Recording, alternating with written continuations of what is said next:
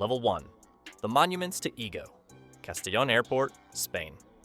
Castellón Airport cost 150 million euros and opened in 2011 without a single airline booking a flight. For 4 years, it operated as a ghost terminal. Gates without planes, runways without takeoffs, and a baggage claim without bags. The politician responsible, Carlos Fabra, spent an additional 300,000 euros on a 24-meter copper statue at the entrance that locals joke is a monument to himself. Fabra later went to prison for tax fraud, but the statue remains. When journalists asked why he built an airport nobody wanted, Fabra replied that it was for people to walk on. It stands as the perfect symbol of Spain's real estate bubble. Massive ego, zero utility, and taxpayers left holding the bill for a copper idol in the desert. Skopje, 2014, North Macedonia. The government of North Macedonia decided to invent a new national identity by covering the capital in fake neoclassical architecture. The project ballooned from 80 million euros to roughly 700 million euros, spent on hundreds of bronze statues, faux Baroque building facades, and a knockoff Arc de Triomphe called Porta Macedonia. Wiretapped phone calls later revealed officials treating the entire project as a money laundering operation, inflating the cost of statues and kickstarting payments to Italian sculptors and domestic contractors. While hospitals across the city lacked basic medical equipment, the government erected monuments to unknown heroes nobody could name. The result is a capital city that looks like a theme park designed by a corrupt committee with unlimited credit and no taste whatsoever. Berlin-Brandenburg Airport, Germany. Berlin-Brandenburg Airport was supposed to open in 2011. It opened in 2020, 9 years late, with a budget that tripled to 7 billion euros.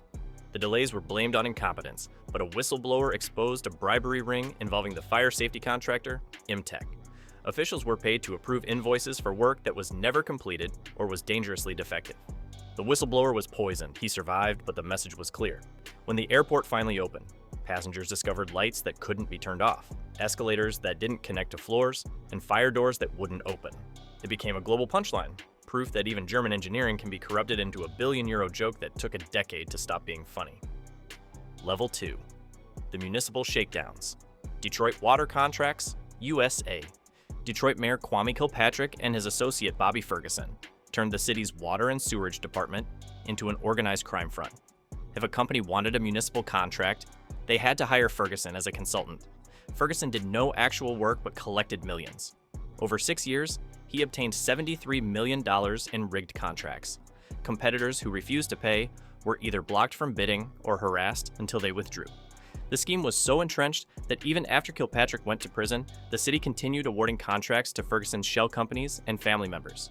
In 2024, Detroit finally started canceling contracts linked to the operation, but by then, the damage was done. This systemic looting contributed directly to Detroit's 2013 bankruptcy filing. Los Angeles zoning, USA.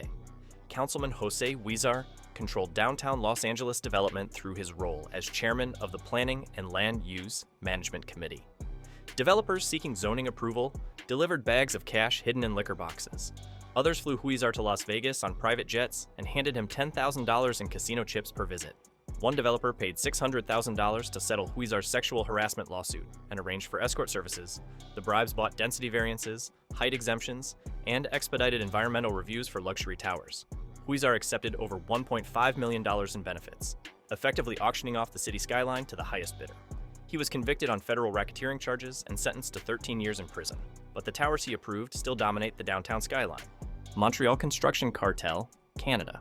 The Charbonneau Commission revealed that Montreal's public works were controlled by a mafia-enforced cartel. Construction companies agreed in advance who would win each contract, then inflated the bid by roughly 30%. The surplus was divided like a tax, 3% to the ruling political party, 1% to the director of public works, dubbed the taxe surprenant, and a cut for the Rizzuto crime family. This wasn't isolated graft, it was systemic. Every sidewalk, sewer, and overpass was built with substandard materials because the real budget had already been siphoned off. The result was a crumbling infrastructure crisis across Quebec. The commission concluded corruption was widespread and endemic, woven into the procurement process itself for decades. Level 3, the highway robberies. The Big Dig, Boston, USA. The Big Dig became the most expensive highway project in American history at $24 billion, and its cost wasn't just financial, it was structural. Aggregate Industries was contracted to supply concrete for the tunnels. To save money, managers ordered drivers to recycle old, unset concrete, by mixing it with fresh loads.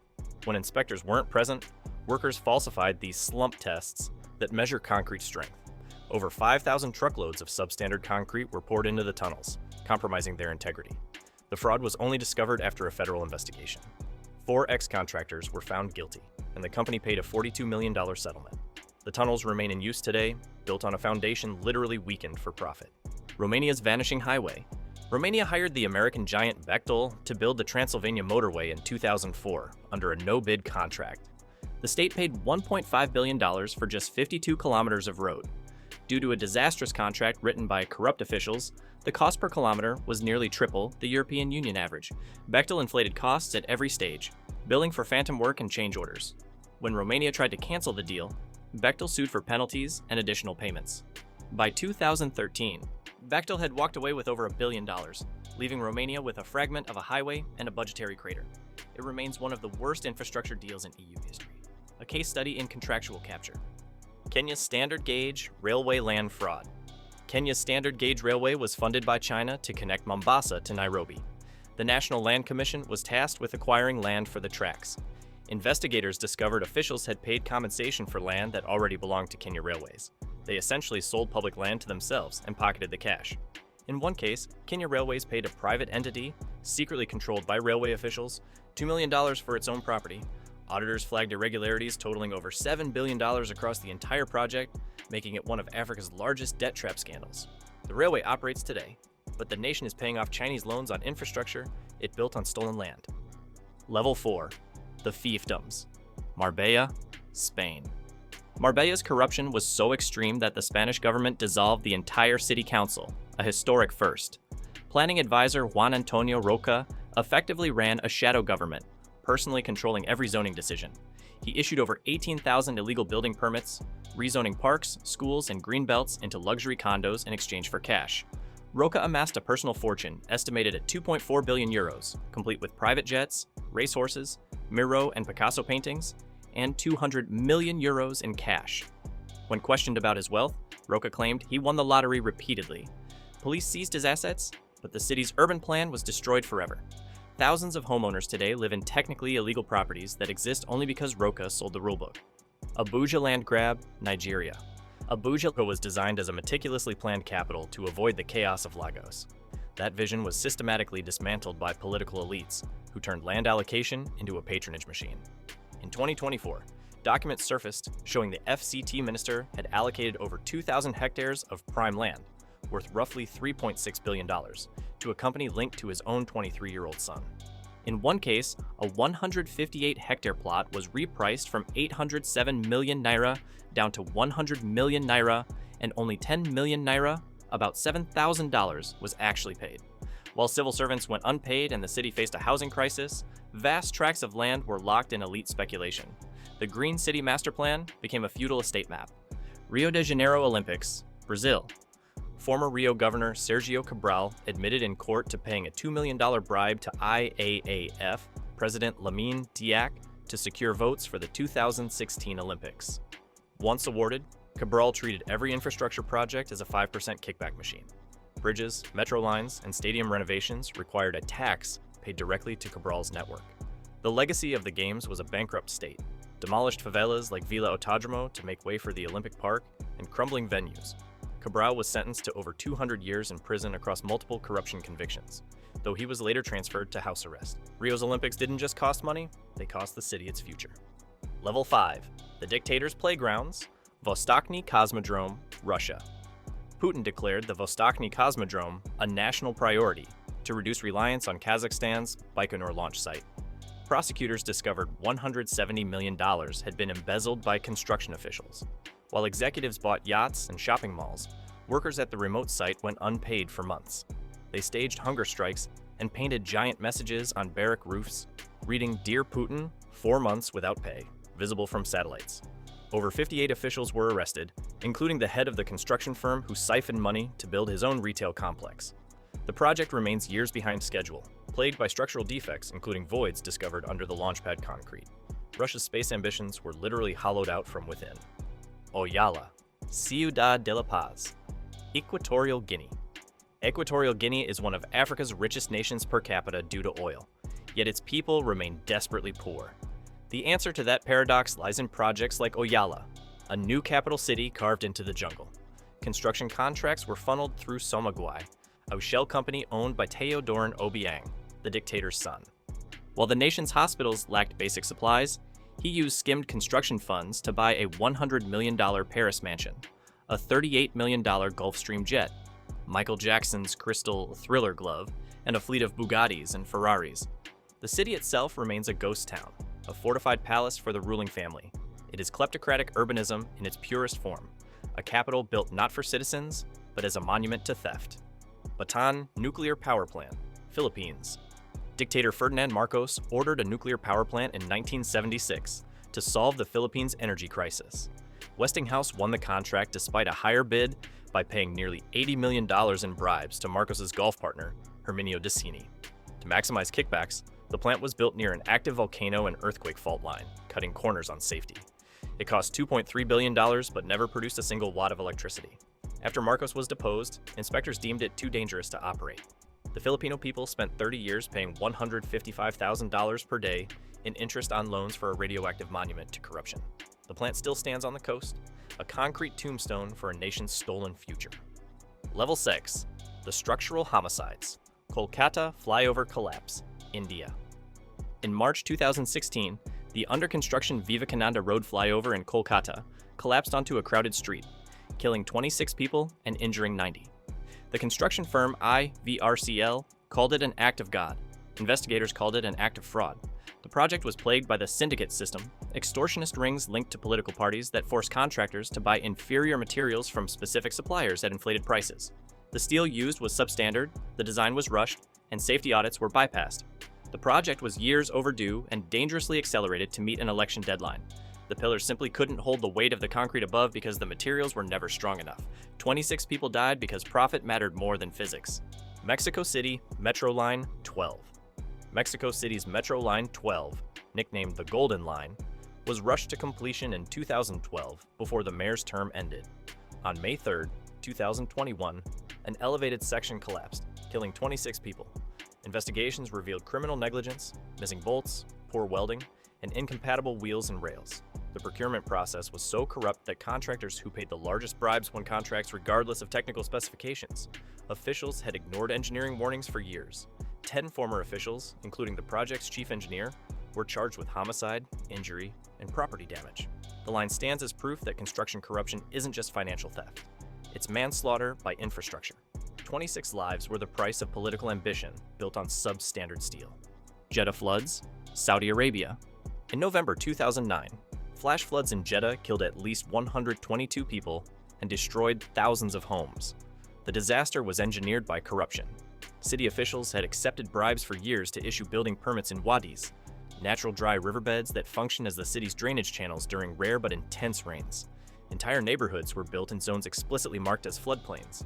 Meanwhile, billions of reals allocated for a citywide sewage and drainage network vanished through layers of contractors until nothing remained but fraudulent invoices. When the rains came, the water had nowhere to go but through the homes of people living in illegal zones permitted by bribes. Over 300 officials were interrogated. Dozens were convicted. Jeddah had monetized its own destruction. Level 7. The apex of graft. Venice Moes Barrier, Italy. Venice has been sinking for centuries. The Moes project, a system of 78 mobile flood barriers, was meant to save it. Instead, corruption nearly drowned the city. A €25 million slush fund was created by the construction consortium to bribe politicians, ensuring contracts flowed without environmental oversight or competitive bidding. The project budget exploded from €1.6 billion to over €6 billion. It was supposed to finish in 2011, but wasn't operational until 2020. During those 9 years of delay, Venice suffered catastrophic floods in 2019 that could have been prevented. When the barriers were finally inspected, many had already rusted due to cheap steel. The mayor of Venice and the governor of Veneto were both arrested. They sold the survival of one of humanity's most treasured cities for cash. Sochi Olympics, Russia. The 2014 Sochi Winter Olympics were budgeted at $12 billion. The final cost was $51 billion, making it the most expensive Olympic Games in history. Opposition leaders Boris Nemtsov and Leonid Martinyuk estimated that $30 billion was embezzled through inflated no-bid contracts awarded to Putin's inner circle. The worst single project was the Adler-Kresnaya Polyana Road, 48 kilometers costing $8.7 billion, more than the entire Vancouver 2010 Olympics. Critics calculated you could have paved it with caviar or gold leaf for the same price. The environmental destruction was total. Residents were forcibly evicted. Today, the facilities sit largely abandoned. The games functioned as a wealth transfer mechanism, destabilizing Russia's economy while wrapping theft in national pride. Qatar 2022 World Cup, the bloodiest construction project in modern history. Qatar won the World Cup hosting rights through bribery, over $330 million in payments to FIFA officials, with Russian sports minister Vitaly Mutko allegedly receiving over $100 million. To build the infrastructure, Qatar imported over 2 million migrant workers under the kafala sponsorship system, a modern slavery structure. Workers had passports confiscated, wages withheld, and were forced to labor in lethal heat. The Guardian estimated 6,500 migrant workers died between 2010 and 2020, though Qatar disputes the figure. The project cost exceeded $220 billion, including the construction of Lusail, a $45 billion city built from scratch. Qatar bought the World Cup with bribes and built it on a foundation of human bones. These projects represent over $400 billion in documented theft, thousands of deaths, and the systematic betrayal of public trust across 6 continents. They prove that corruption in urban planning is not a victimless crime. It's a slow-motion catastrophe paid for in treasure, blood, and the futures of entire cities. The buildings may still stand, but they're monuments to a simple truth. When you can buy the people who write the rules, you can build anything, no matter who it kills. Check out our other video on cities influenced by mafia corruption, and subscribe for more breakdowns of other urban planning disasters.